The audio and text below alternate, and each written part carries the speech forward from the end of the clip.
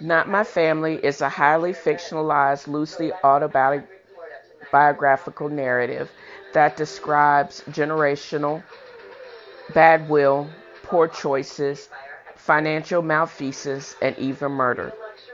The generational craziness is propagated like a tidal wave, threatening to drown everything in the deluge.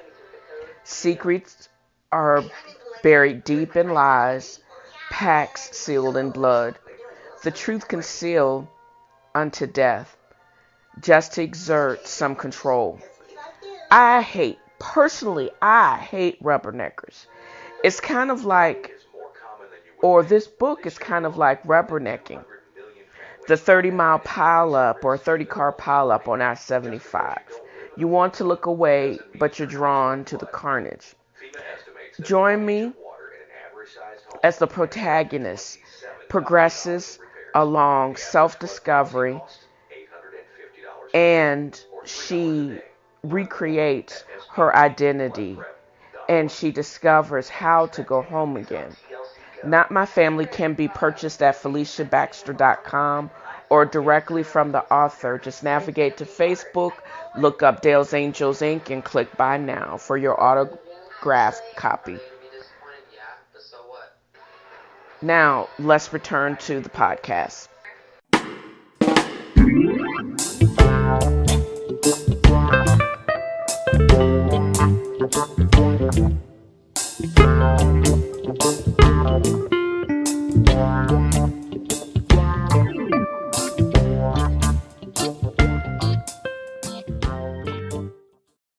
Happy Saturday morning and welcome to another episode of TNFro's Medical Minute. Hi, I'm your host, Felicia Baxter. And I know I need to be ashamed of myself because it's been almost 7 days since my last post. And I'm going to be as succinct and to the point as possible, but it just seems that there's always so much to speak about. But I'm going to keep this to the script as much as I can today. I'm going to be going and updating the business of medicine. I did a kind of a cool comparison with the biotech stocks that I've actually started speaking about a couple of weeks ago. I've created a mock portfolio if I had invested at their inception or when they went public, the amount that I invested and how much it would be, all of it would be worth today. It's either going to be really depressing because I could have used my bonuses for that purpose, but instead of trying to day trade, which I did do at one point, but I would have been so much farther ahead, but I had to live then. So that's going to be a very interesting read, I think. I'm also going to update and just go over some of the other alerts that happened this week. I'm going to just speak about October is still Breast Health Awareness Month, and I'm going to be just updating some findings and some advances in research and what is available and what regimens are available depending on what stage you are. Going and over some of the interesting points, news in healthcare. And this week's hot topic, I'm not sure what it's going to be yet. I think I'm going to stick to that biotech research that I actually did this week. I just haven't decided what I'm going to talk about, or if I'm just going to leave it as that updated mock portfolio, because I think that's actually even more fascinating. And I want to pause here and just thank you for joining me in another episode of TNFro's Medical Minute. You guys stay tuned now.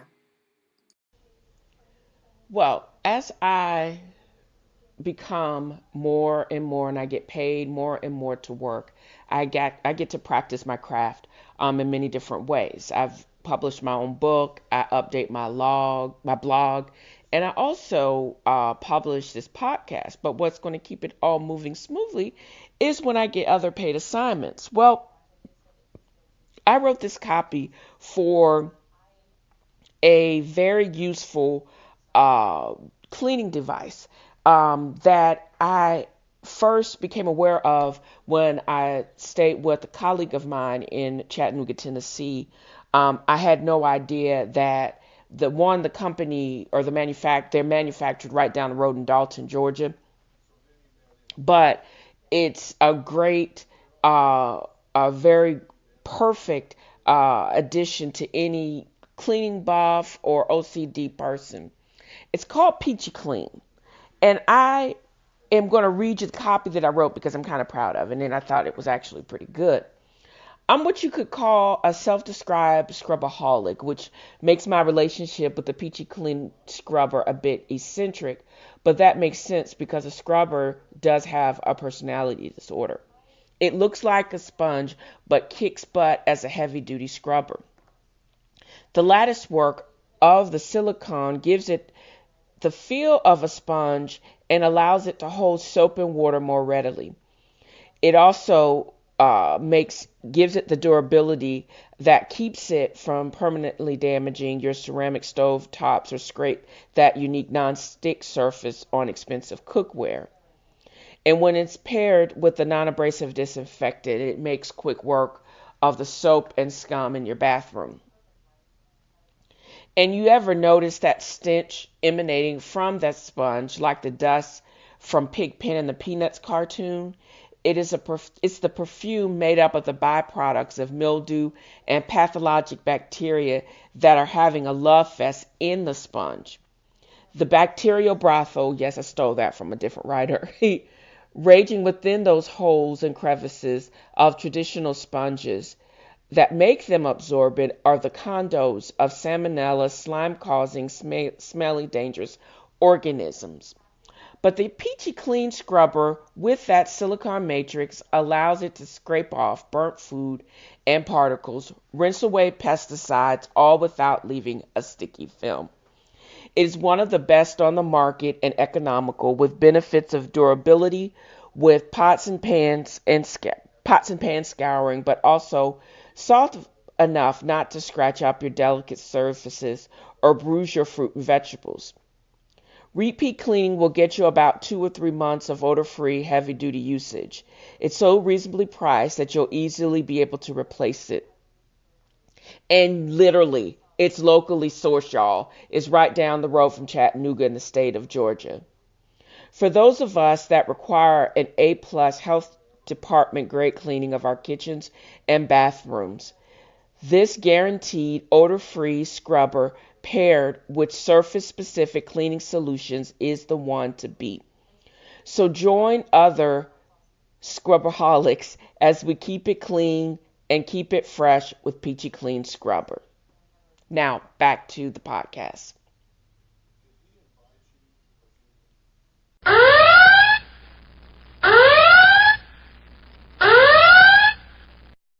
Well, today is just becoming another great day to create.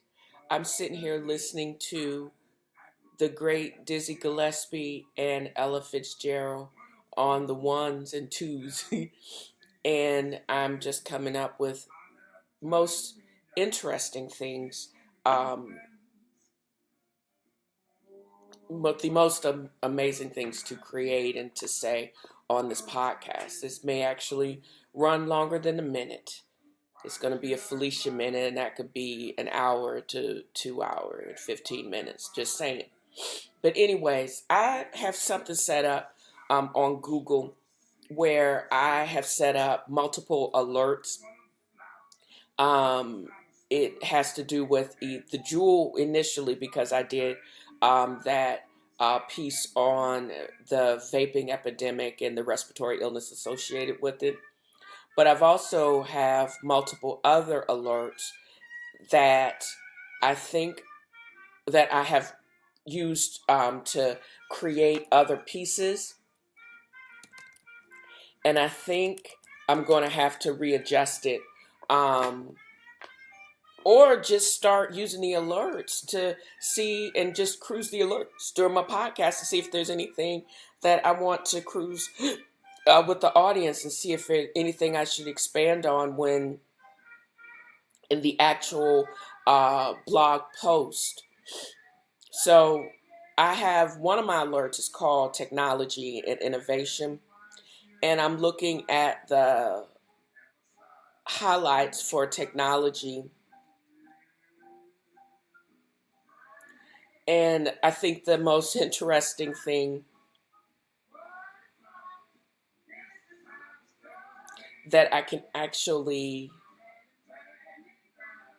see and kind of go back to, let's take a look at this, the intersection of technology innovation in India's energy sector. One of the things I dream about all the time is having a job where I get to just I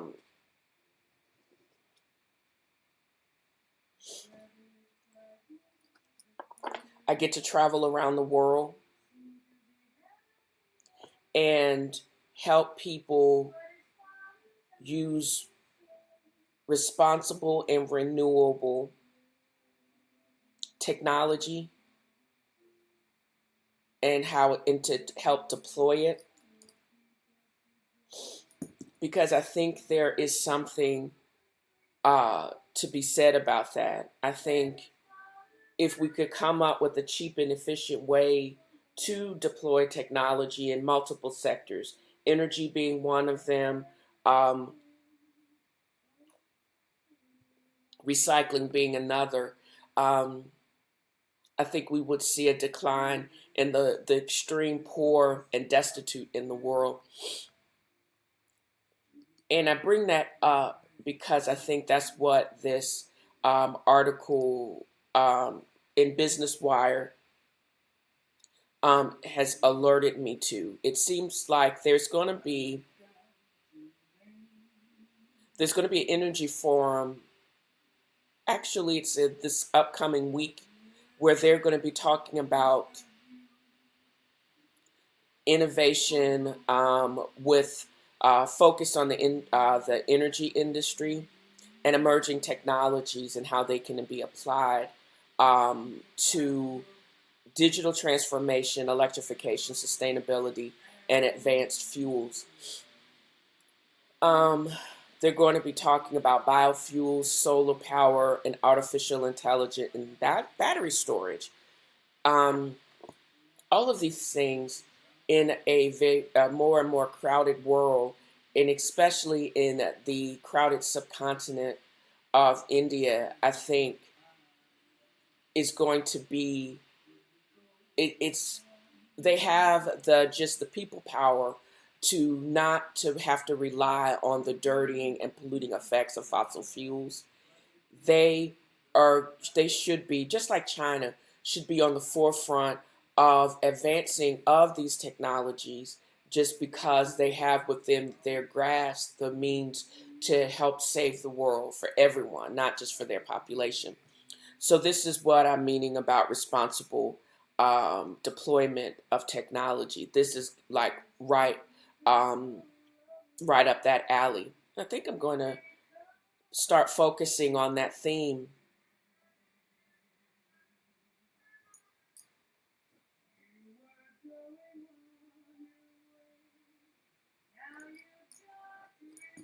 Throughout not just this podcast, but upcoming Medical Minute podcast. Let's see.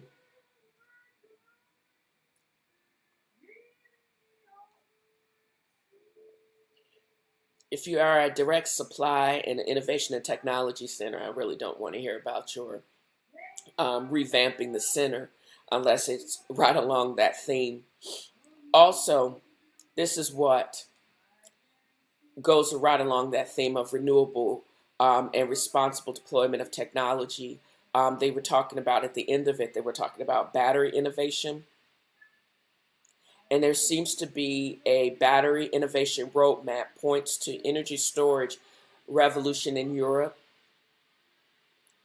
Boost performance. So This technology will boost the performance of batteries for microhybrid cars, also in renewable energy storage. Um, with the support of its EU and worldwide battery company members, the Consortium for Battery Innovation sets research objectives to increase the cycle life of advanced lead batteries by up to 5 times. It's actually pretty freaking cool. That means the plan includes improving dynamic charge acceptance, the energy storage and battery when a car breaks, in micro and mild hybrid cars, delivering much improved carbon and fuel savings. For start, stop, and micro hybrid vehicles, fuel consumption is reduced by between 5 to 10% as a result of using advanced lead battery technology.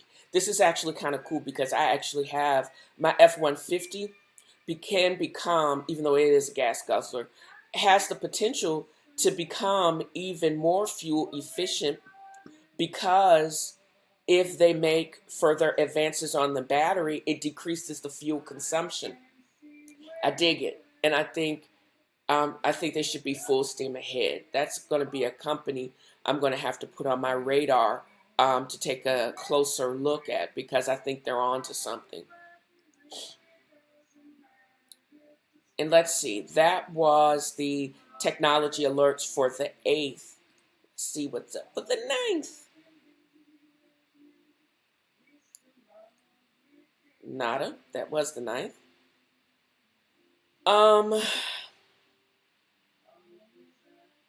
Ooh, this is right up my precision medicine. I already told you this. This is hysterical. The LA Times on the 9th, they dropped the headline is precision medicine market size to be worth up to 84 billion by 2026. I said 85 billion by 2025, so y'all late. I already said that.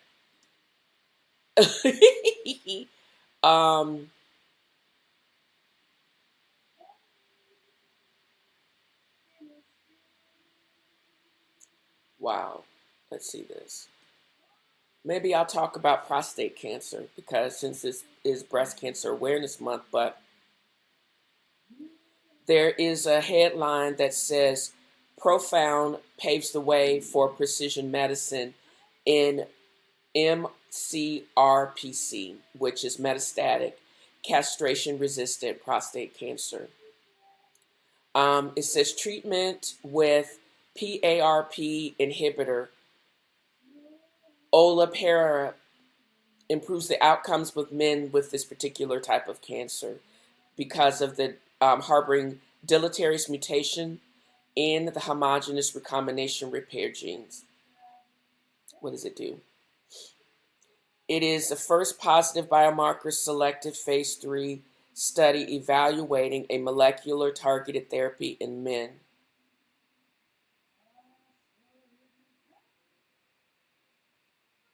So does it basically seek and destroy, kind of like a SWAT crew for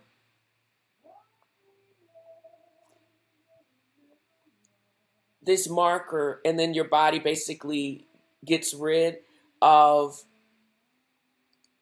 that particular DNA or that particular cell containing that marker? That's kind of cool. And it seems like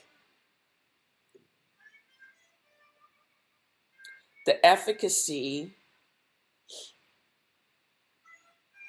safety profile generally consistent with that seen in other cancers. So yeah, it's just as toxic. But at the same time,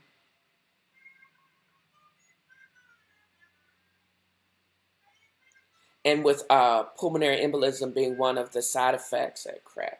I wonder if it has a response rate of 33%.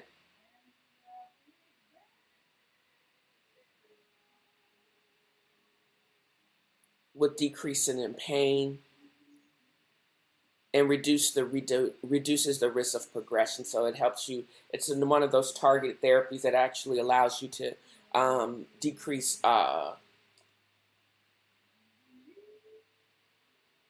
progression of the disease. That's actually kind of hopeful. And that's why I freaking need to change my alerts. How do I change my alerts? Go to Google Alerts. Huh? There you go, Google Alerts. That's just the freaking picture. Oh, come on, man. Here we go. I need to change it next. That account. Here we go. Vaping technology. Create an alert about breast cancer.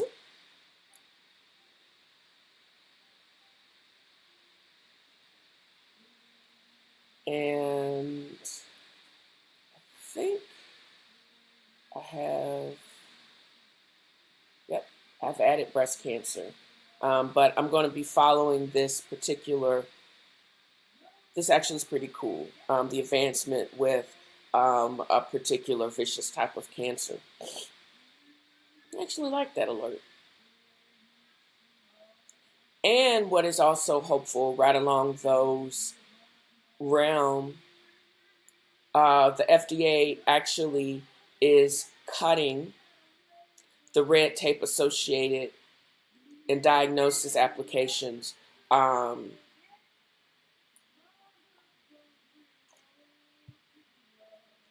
cancer trials. They said final guidance allows unapproved diagnostic application to be folded into new drug application. Changes only applies to cancer treatments. So with urgency, and also how these trials are so expensive, and they have proven to be very assistive in the eradication of cancer.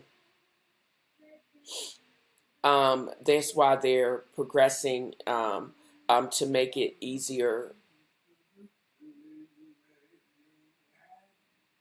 for you to get the diagnoses approved faster. And I think we've been watching this for the last decade, the use of AI in medicine. And I like this picture. I'm actually going to jack this picture to use in my, when I actually post this podcast. Because I think when you think about it, let's see, AI.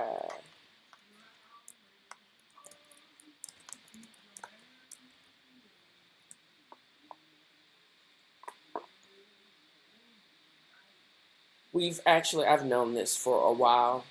And the role of AI in medicine is only expanding. The market is estimated to reach 18.1 million by 2025.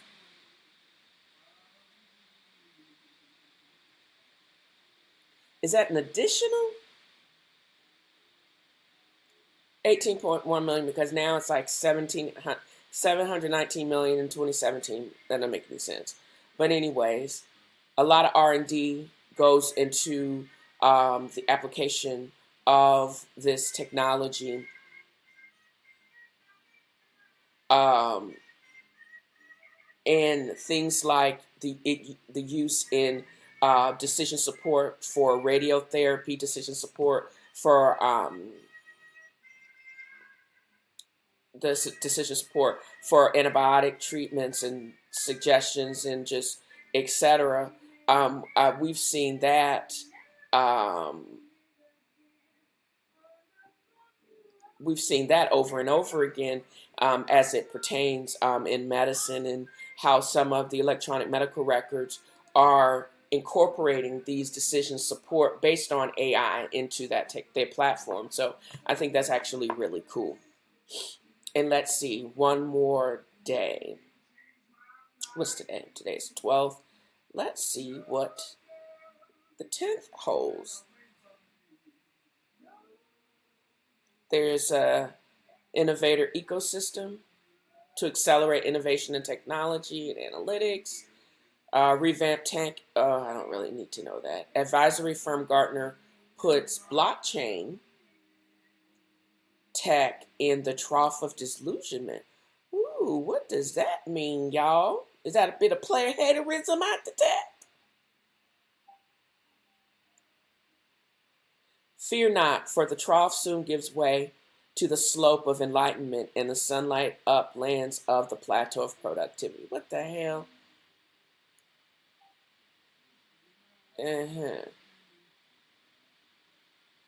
Hype cycle. The trough is the third stage of Gartner's hype cycle formulation, which depicts the milestones that new technologies and markets must pass to reach mainstream adoption. Now, this is interesting. New technologies begin with a slow incline caused by an innovation trigger, then a heady climb to the peak of inflated expectations before a sheer drop of disillusionments, followed by an ample up the slope of enlightenment, which gives way to heavenly plateau of productivity. In other words, blockchain is currently in that third stage, which is disillusionment. Its fortunes deflated by years of unrealized hype at the peak. Blockchain technologies have not yet lived up to the hype, and most enterprise blockchain projects are stuck in experimental mode. I agree with that. Blockchain is not yet enabling a digital business revolution across the business ecosystem, and may not until at least 2028, when Gartner expects blockchain to become fully scalable technically and operationally. Need more time. Has previously identified several concerns with the emerging technology of blockchain, including the lack of both consistent government standards and blockchain interoperability. We've been saying that in the EHR realm for years. To climb out of the trough, Gartner advises blockchain developers cater better to their would-be users, masking technical mumbo-jumbo about things like smart contract languages and consensus algorithms. Users don't want that, and they don't even know what the hell that is. Gartner seems confident that blockchain will ultimately bear fruit, however, anticipating that the technology will first emerge from the trough of disillusionment around 2021. So we got, 2 years? And I think this is a very cool and expertly explained chart that, again, I'm jacking for this podcast. Woo-hoo! And a hype cycle. That's actually pretty cool. And that's where I'm going to end this part of the podcast. That seems like there were actually multiple very interesting blurbs in the media that all kind of fit together. And I hope you enjoyed the ride as much as I enjoyed reading the alerts and commenting on them. Thanks, and I'll be right back.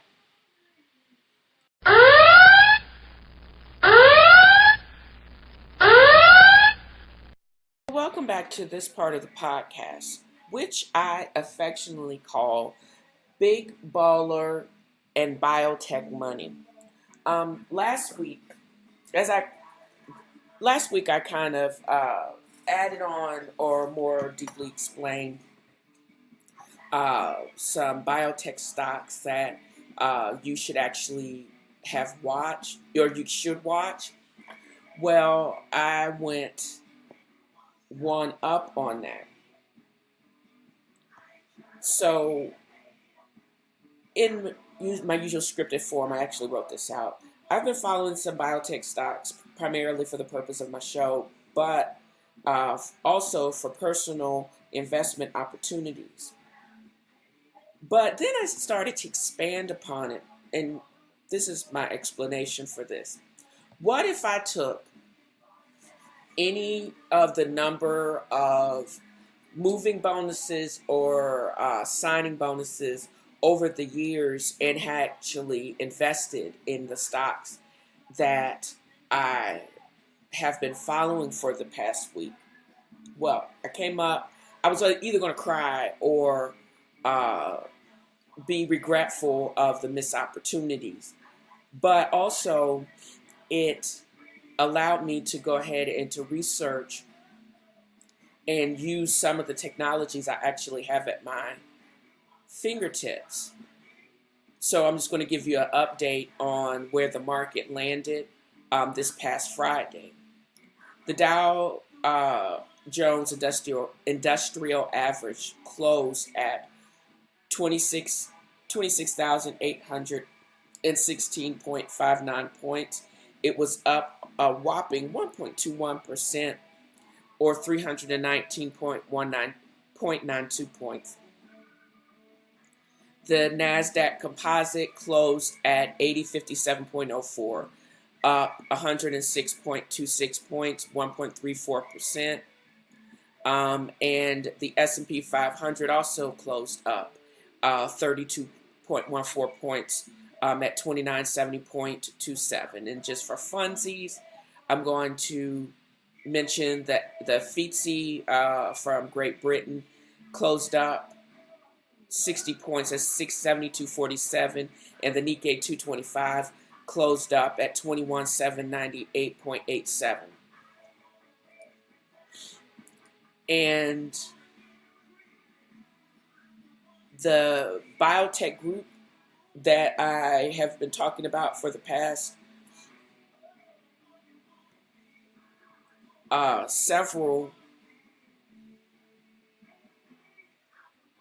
weeks, even including the Genomic Health and Veritas and Exact Science, all closed up at varying degrees, anywhere between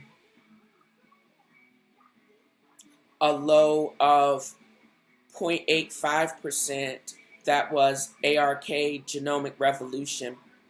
It only had that much of a change, and it closed at 28.56 per share, to as much as a 2 point. I think the largest return was Veritas, which closed up with a change of 2.93% at 90.90. So I think that's kind of cool, don't you think? They were seeming to just be limping along over the past couple of weeks, but much of the losses, it seems like, have been regained. And that's what you have to look at the stock market, is it's basically a buy and hold, because overall all of these stocks have finished up. And I'm going to open up this file because, as I said at the top of the show, this next part was either going to make me depressed or it was going to be eye-opening at potential buying opportunities. So what I did is, and I'm going to actually embed this in the pod post. I basically took all, let's see, 1, 2, 3, 4, 5, 6, 7, all 7 of these stocks, and I bought between 500 to 600 shares, which, when it came down to it, all of these had varying amounts of money for the initial purchase price. And I went back and I used my TD Ameritrade account, and I went back and I found out when they actually went public and what was the purchase price at open. I also created a chart which showed, and I actually created this on, I think, either Tuesday or Wednesday, how much they were now trading for and what they were and what the market value of the original purchases were today. So I'm going to just read this because I found this astounding. If I had purchased 7 of my signing bonuses for a total of $85,745 initial purchase price, if I had bought and held until until Tuesday, the current value of that portfolio would be worth, and I found this staggering, $235,968.30. Are you freaking kidding me? Because at its conception, or the inception of all of these stocks, when they initially opened, they're all trading they all started anywhere between the lowest at 1539, and that was the LNGR, that particular stock, which is now trading at a whopping $21 a pop, to as high as 3207. That is IBB. What company is that? That is the iShares NASDAQ, the Biotechnology. I think that's an ETF. That started at 3207. Now it's trading well over $97. And then, holy crap. And the the Invesco Small Cap Health ETF, holy crap. That is trading, oh my God, that's actually the highest. That started or opened at 25.16, and now it's trading for well over $110. If I had the financial sense, and if life didn't get in the way of my reality, that stock, which cost only $12,000 to purchase, it would have been worth well over $55,000 if I had stuck and held. It goes to show you that buying and holding over the long growth, if you're looking for a growth portfolio, these 1, 2, 3, 4, 5, 6, 7 stocks in your portfolio would have done that at a tremendous amount of return. If you have that type of money where you don't have to touch it for, 18 years, you actually can end up with massive returns. But all hope is not lost. I think there's still great opportunities for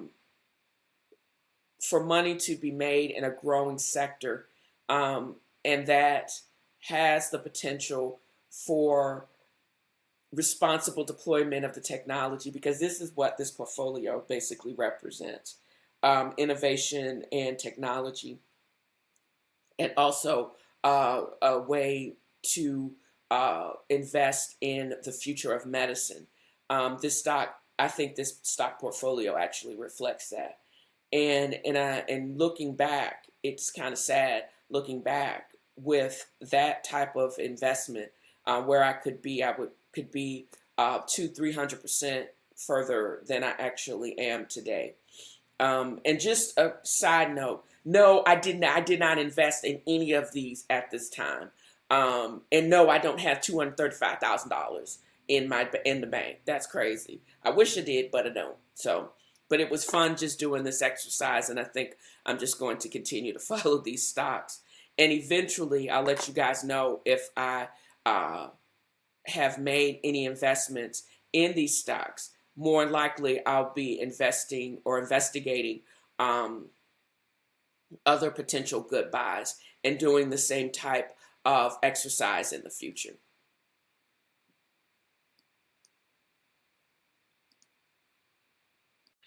And in actuality, I needed to add on to that segment because I'm wondering any promising upcoming IPOs in biotech. I'll actually probably do an add-on segment, just exploring what the market is looking like as far as this particular sector, and if there's anything that we need to, any stocks that we probably need to be mindful of. Yeah, I'd like that. And I like when a follow-on or a story just kind of materializes right in the middle of production. Isn't that kind of cool? I'll be right back. I love to read, obviously. Therefore, the TNFro is reading podcasts. But for those hard to find titles, navigate to alibris.com. Alibris.com is chock full of hundreds of thousands of titles at a reasonable cost. So navigate to alibris.com/TNFro for those special deals. Plus, you can also navigate to dalesangelsinc.com and check out updated daily deals at your pleasure. Now back to the podcast.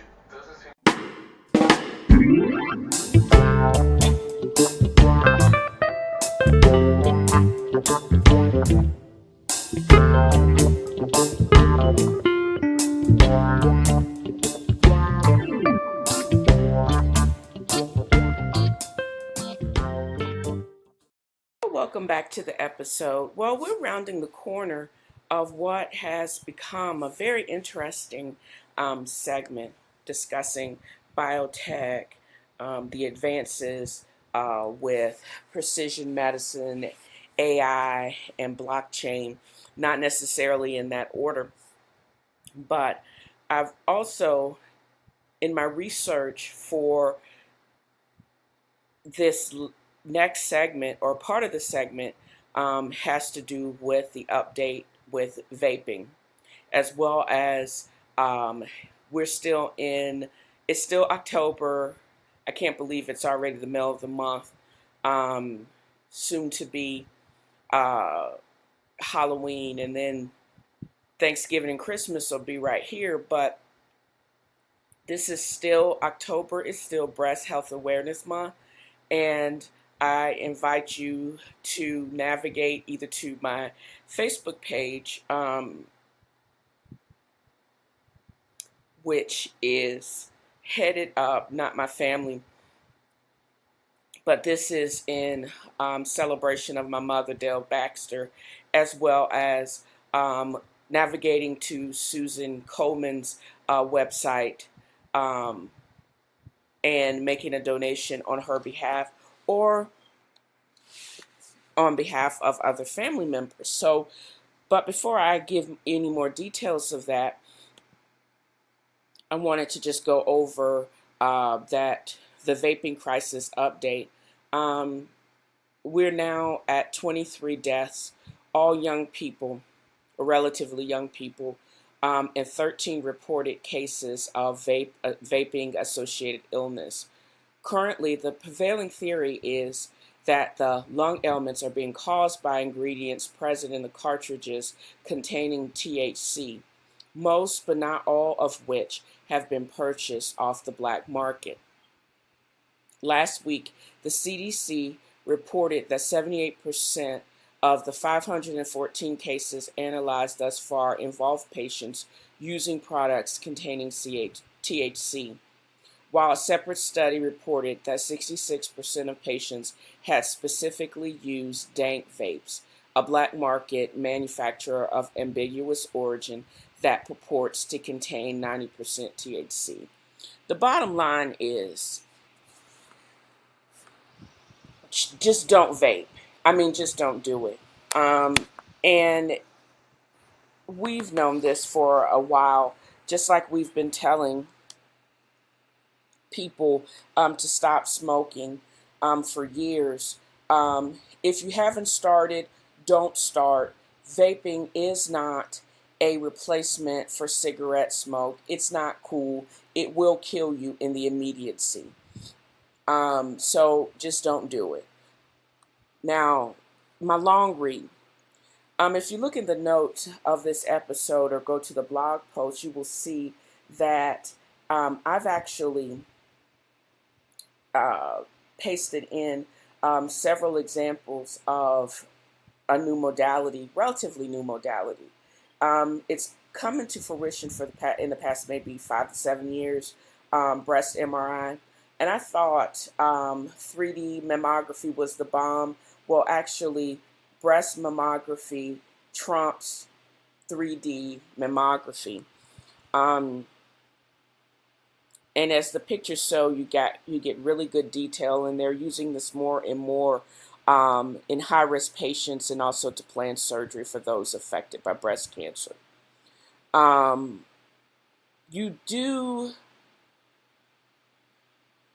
I can see when I compared, but I think I know what I'm looking for.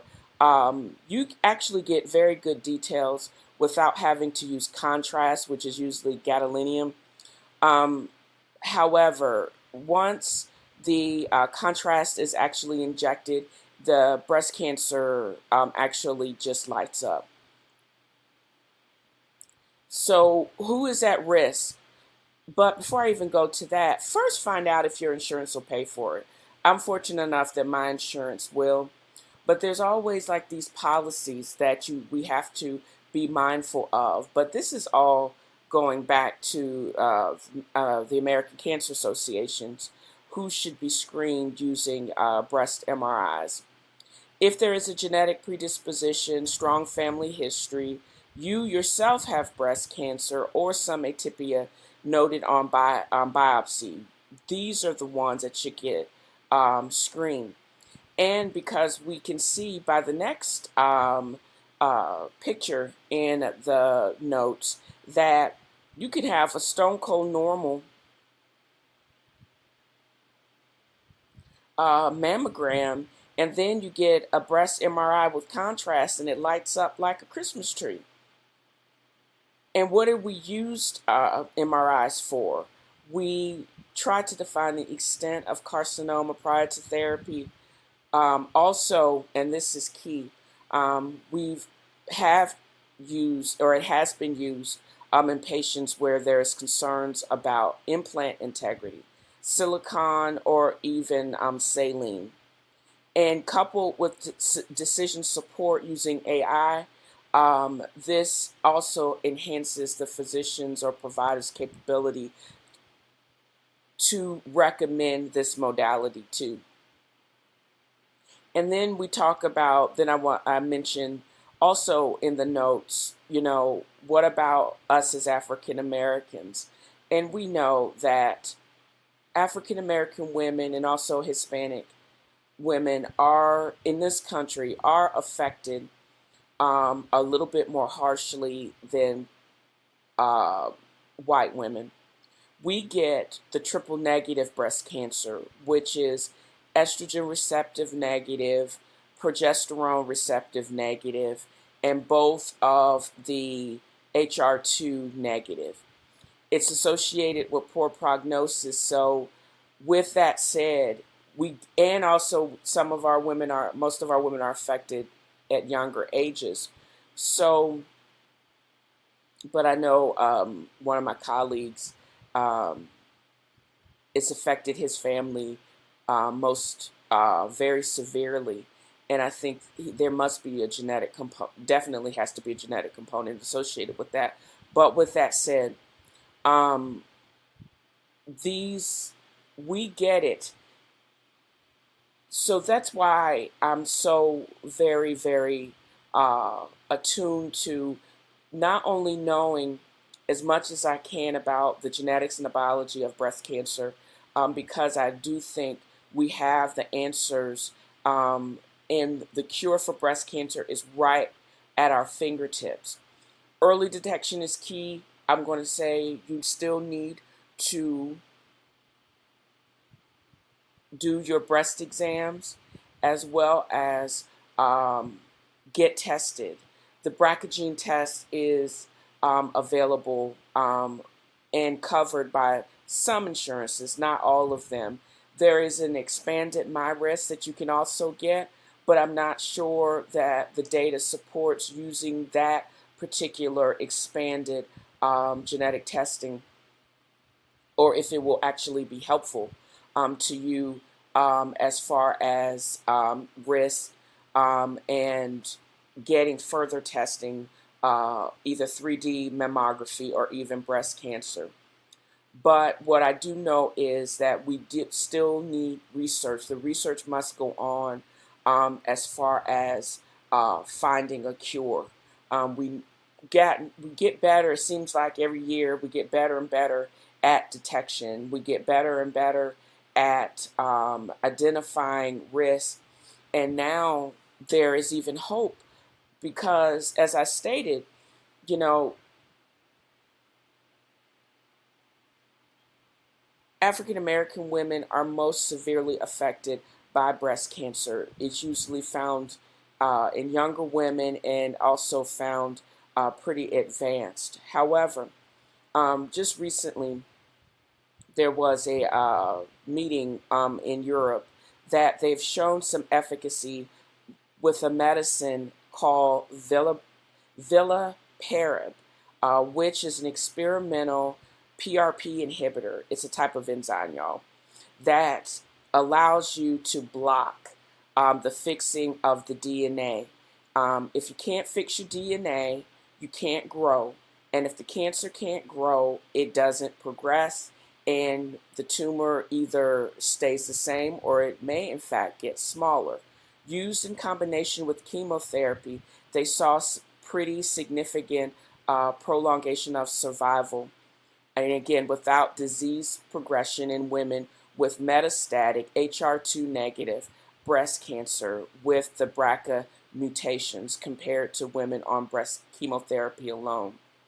And it's in phase 3 trials, and that's actually very encouraging. So again, we're getting better and better at the diagnoses of breast cancer, but it would be great if we could actually find a cure. And that's why I think it's important that we continue to do the research and find those real world applications because they will save lives. I'm going to have you navigate to the notes section and click on the link, Susan G. Coleman, to place a secure donation in memory of my mother, Dale E. Baxter, or a member of your own family. I think, what is the ridiculous? Is it 1 in 3 or 1 in 5 people will have a family member, if not themselves, affected by breast cancer? And that's real talk, y'all. And I just want to thank you again, everyone, for listening to this podcast, because if I can relate anything about my excitement and my passion about the advances in technology, and I hope you will enjoy me with my next episode. Got some great things coming up with TNFro is reading. I plan on rewriting again on one of my other portions of my work, Not My Family, as well as reading more from The Water Dancer by Ta-Nehisi Coates, as well as an update on my next segment, the guidebook, my 3,600 mile trek to Oregon, which I did solo. Does that sound like a plan, y'all? And I did steal that. I watched the Dion Cole's comedy special over this weekend, and I laughed myself silly. But please navigate to Dale's angelsinc.com for all special offers and updates on nerd news. Drop me a line at TNFroisreading@gmail.com, or even leave a 2-minute voicemail message at 423-463-0658. No trolling messages, please. Your comments may actually be read or played during the podcast. Also, if you like what you're hearing and you are tired of being a freeloader, don't hesitate to become a patron through Podbean, or just put 5 on it by leaving a tip at paypal.me/Felicia Dai. That's paypal.me/Felicia, Felicia, capital D, capital A, capital I. And I'm going to leave you with my daily affirmation. I'm supposed to do better. I deserve to be successful because I will and have done the work. Again, you guys have a great day, and thank you for listening to the episode.